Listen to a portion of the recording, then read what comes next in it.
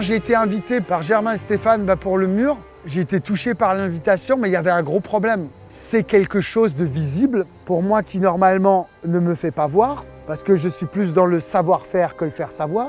Il faut qu'on voie, c'est ce que j'ai fait. Mon physique, la manière dont je peux réagir a très peu d'importance. Donc sur un espace comme ça qui est visible, pour moi c'était un autre exercice de style. Donc comment ne pas renier ce que je pense, tout en acceptant l'invitation parce qu'elle me touche. C'est des personnes dont je respecte le travail. Donc faire du vandale devant un truc, ça c'est rigolo. Ça serait faire le bouffon ou le clown. Ça serait me donner un spectacle. Je veux que quand les gens viennent voir quelque chose de moi, il y a un avant, un après. C'est comme ça que je vois le travail de l'artiste. C'est d'être un pont, c'est de poser une question ou de provoquer la question. Que des gens ne viennent pas que pour le divertissement, ils peuvent venir pour ça, moi je suis pas bon là-dedans. Mais qu'ils repartent avec un truc dans la tête, ah ce mec ce qu'il fait c'est dégueulasse, enfin c'est... Enfin mais il se passe quelque chose quoi, c'est une expérience esthétique. À mon entrée aux Beaux-Arts, la première chose que j'ai commencé à faire, c'est quand je ne comprenais pas un mot, à me lever le cul, aller à la bibliothèque et à chercher la définition. Et c'est l'un des premiers mots que j'ai voulu comprendre ce que ça voulait dire. Iconoclaste.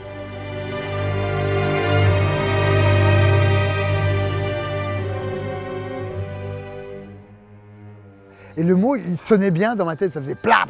Et après, je suis tombé amoureux de plein d'auteurs comme Nietzsche. Et c'est des gens qui essayent de démonter les modèles qu'on leur montre. Une icône, c'est quelque chose qu'on ne peut pas toucher. Hein.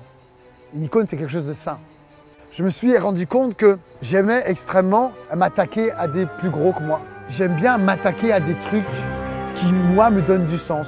Mais le format du mur m'imposait quelque chose de rectangulaire, vertical.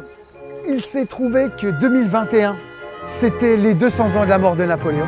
Marseille, les Corses, longue histoire. Hein. Et ça m'intéresse de jouer un peu ça parce que quand je vais dans un endroit, je fais quelque chose pour les gens qui vivent dans l'endroit. C'est Napoléon vainqueur, le cheval cabrant, le doigt en l'air. Et l'image me plaisait bien, mais pour qu'elle rentre sur le mur, en fait je l'ai couché. Et puis ça s'est imposé comme ça avec le doigt, je sais pas, quand je l'ai couché, j'ai coupé l'image en deux avec des ciseaux. Et en la positionnant, je voyais le cheval cabré et Napoléon qui pointait les fesses de son cheval. J'ai trouvé que tout était déjà là. Voilà, j'ai rien fait, j'ai juste coupé une photo en deux. Ça suffit, et des fois, il n'y a pas besoin de trop faire. Hein. Et on tombe vraiment dans l'idée qui me poursuit toujours, iconoclaste. C'est-à-dire, on a l'impression que l'image a été coupée par un coup de sabre et qu'il a glissé en arrière et qu'il est là en train de se rattraper sur ce qui était. Hein. Et on a vraiment l'idée d'iconoclaste, quoi. Claste, on dirait le bruit de la chute. Platch. Et voilà.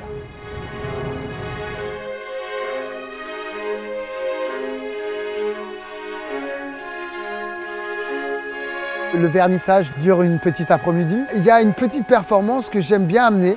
J'appelle ça le cabinet des curiosités. Il y a une table, 2 fauteuils, un pour moi, un pour les personnes.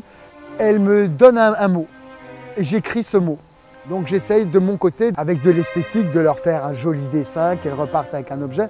Mais en fait, ce qui compte, c'est ce qui va se passer. Je vais leur parler, est-ce qu'elles vont répondre?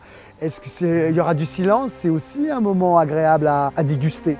Il se passera quelque chose et quand le mot sera fini, donc c'est moi qui ai le contrôle, je peux le finir plus ou moins vite ou pas, mais où je peux laisser traîner, enfin voilà. Ce qui va compter, c'est cet espace de discussion qui va se passer, qui pour moi vaut comme boire un coup ou comme un médicament. C'est quelque chose qui va faire du bien ou pas. Après, qui soignera qui écoutera qui? C'est souvent pas celui qu'on croit. Une sorte de petit moment d'île, de tranquillité pour retisser un lien avec les gens qui sont autour de nous, mais c'est surtout un moment que moi je fais ça pour moi, parce qu'on fait d'abord avant tout les choses pour soi, et pour partager aussi. Donc ce que je donne pour appâter la personne, c'est un objet, c'est-à-dire un dessin du mot qu'elle m'aura donné, et elle va me donner de son temps. Je lui donne aussi de mon temps, et des fois, je sais pas, une communication peut naître, ou même une relation peut naître, ou rien, ou pas, mais c'est la vie. Comme on disait, c'est vrai. Ce qui va se passer, c'est vrai. Voilà.